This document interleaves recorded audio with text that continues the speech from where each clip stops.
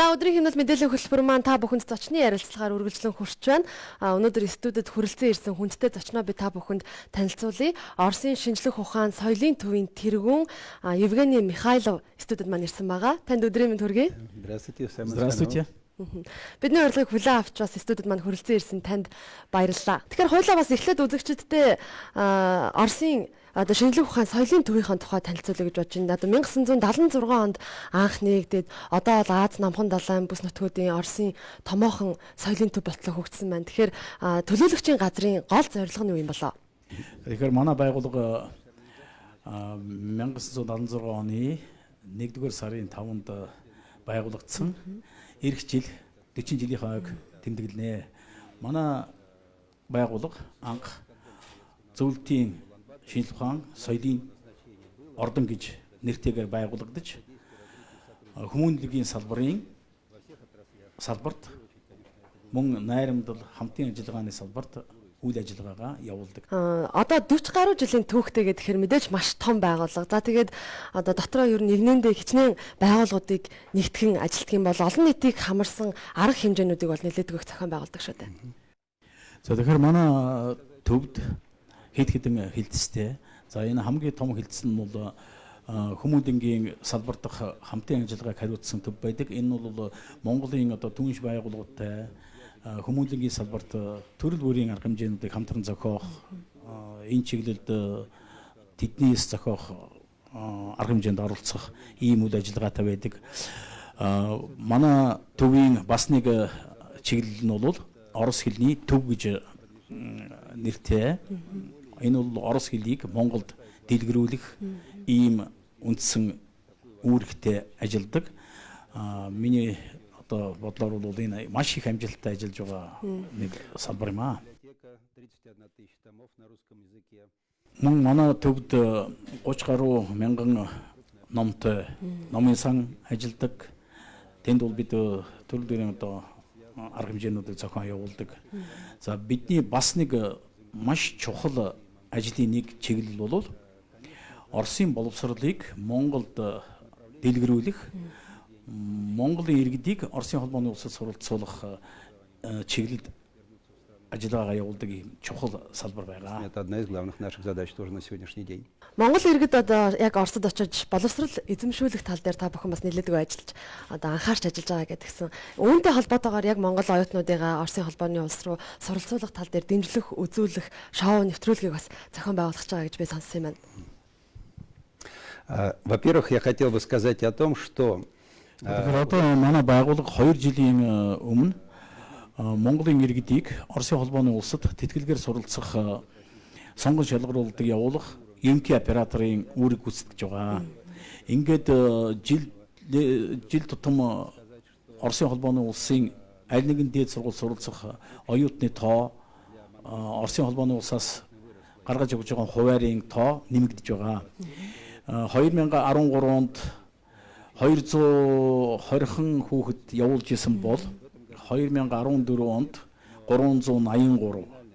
Энэ онд бид зөвхөн манай шугамар 350 хүүхэд сонгон шалгаруулна. Дээр нь бол Оросын холбооны улсын тэргүүлэх их дээд сургуулиуд, энэ хүчний сургуулиуд тэ нийлэх юм бол Оросын холбооны улсад энэ хичээлийн жилд 400 гаруй Монголын иргэн явж тэтгэлгээр суралцнаа. Тэгэхээр энэ сонгон шалгаруулах үйл ажиллагааг бид Монголын алслагдсан аймагуудад явуулах тийм асуудалд бол илүү анхаардаг.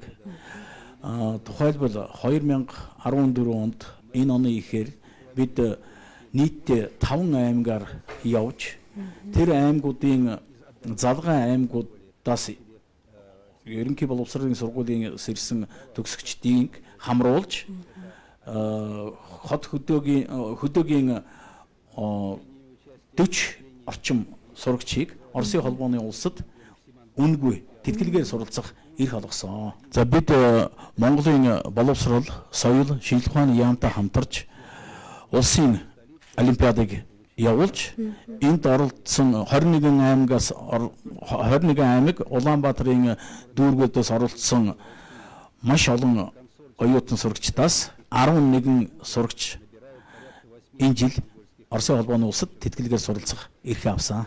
3 сарын 18-нд Оросын холбооны улсын тэргүүлэх X дээд сургуулиудын консорциумын зохион явуулдаг олимпиад эхэлсэн. Энэ олимпиадын зорилго нь Монголд нэг хэрэгцээтэй байгаа техникийн чиглэлээр, инженер техникийн чиглэлээр боловсон хүчийг бэлтгэх ийм зорилго нь оршдог. Энэ олимпиадад оролцсон оюутан сурагчид мэдээж хэрэг Оросын холбооны улсын аль нэгэн дээд сургуульд, их дээд сургуульд суралцаж Монголд одоо өндөр мэргэжилтэн болж. За өнөөдрийн байдлаар 500 Монголын иргэн Оросын холбооны улсад тэтгэлгээр суралцах хүсэлтээ гаргаж өргөдлөө өгсөн байгаа. За мэдээж хэрэг тэд хэд хэдэн сонгон шалгаруулалтад орно. Энэ нь бол одоо мэргэжлийн чиг баримжаанаас шалтгаалж тэр голлох шалгалтаа өгнө. Тухайлбал одоо математик, хим, биолог тийм ээ.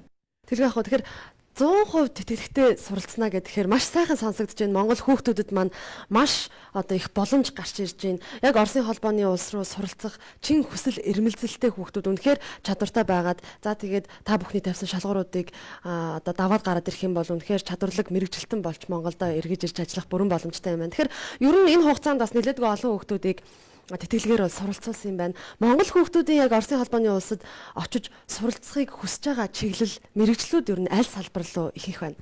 Вы знаете, это вопрос высшей Тэгэхээр степени. бид ингээд олон жилийн ажиглалтаас үзэхэд Монголын залуучуудын бас нэг жоохон төөрөгл байдаг юм уу гэж.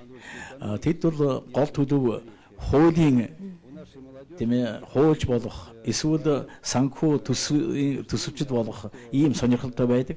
Тэр нь бол одоохондоо цаашлаад энэ мэргэжлийг эзэмшээд том бизнесмен болох ч юм уу эсвэл том банкын удирдагч болох юм уу гэсэн тийм бодлого байдгийн баг л да. Гэлээ гэхдээ өнөөдөр Монголд яг жинхэнэ утгаараа бол энэ техникийн талын мэргэжилтнүүд их дутуу байгаа. Эрэлт хэрэгцээтэй байгаа. Тийм болохоор бид бол энд нь үндэслээд өөрийнхөө санал болгож байгаа мэргэжлүүд нь Монголынхан одоо эрэлт хэрэгцээтэй уялдуулж явуулдаг. А бид бол тэгээд энэ саяны ирсэн мэргэжлийн жагсаалтаас үзэхэд энд бол ердийн нэг орос хэлний багшаас эхлээд бүр атомын станцуудаар ажиллах мэргэжлүүдийг хүртэл бэлтгэх тийм саналыг манад хүсэлт гаргасан оюутан сурагчид, төгсөгчдөд санал болгодог. Ну, безусловно, экономистов, финансистов. Санхүүчдийг, эдийн засагчдыг бас бэлтгэж байгаа. Санал болгож сургуулиудыг энд танилцуулдаг.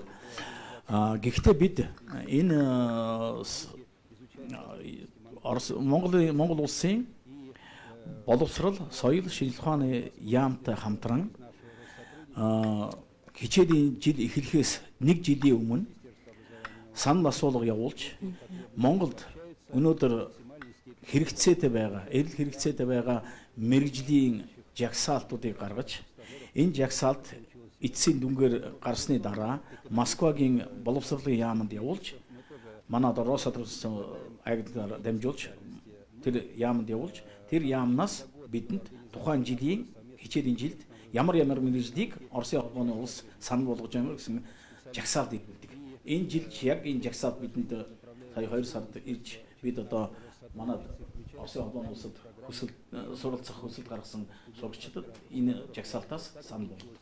Ярины сэдв маань тэтгэлгийн тухай Монгол хүүхдүүдийн Оросын холбооны улсад очиж суралцж байгаа тухай нэлээд өрнөлөө. Одоо хойлоо үргэлжлүүлээд Оросын шинжлэх ухаан соёлын төврөгээр гэдэг. Яг Монголд үйл ажиллагаа явуулж байгаа энэ хүү байгууллага маань хичнээн ажилтнтай. За хичнээн хэсгийг нь Монгол хүмүүс, за хичнээн хэсгийг нь яг Оросын холбооны улсын одоо ажилтнууд маань бүрдүүлж байна. Вы сейчас наступили на больную мозоль. Миний хамгийн эмзэглэж байгаа цэгийг та олоод сая асуучлаа.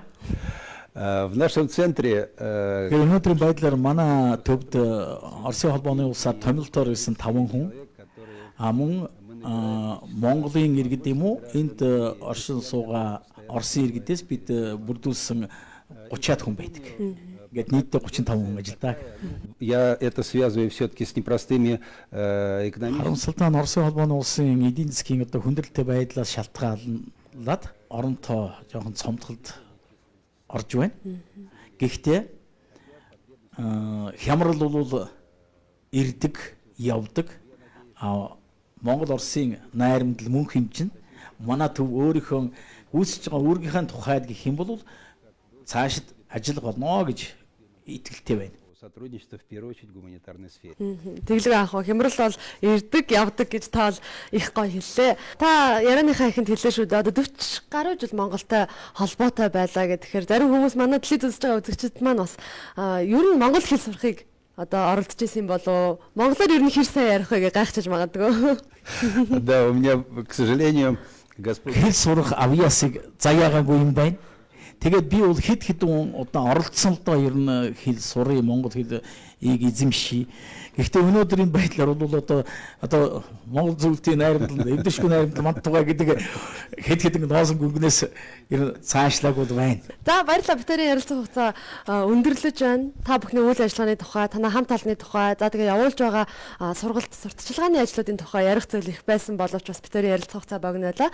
Та бүхний цаашдаа ажилд амжилтыг хүсье. Спасибо вам большое. Их баярлалаа, баяртай. Баярлалаа. За үзэгчдээ өнөөдөр манай зочноор Оросын холбооны улсаас Монгол улсад суугаа элчин сайдын яамны зөвлөх за Оросын шинжлэх ухаан соёлын төвийн тэргүүн Евгений Михайлов оролцож та бүхэнд мэдээлэл хүргэлээ. Үргэлжлүүлээд өдрийн хэмнэл хөтөлбөр маань та бүхэнд хүрэх болно.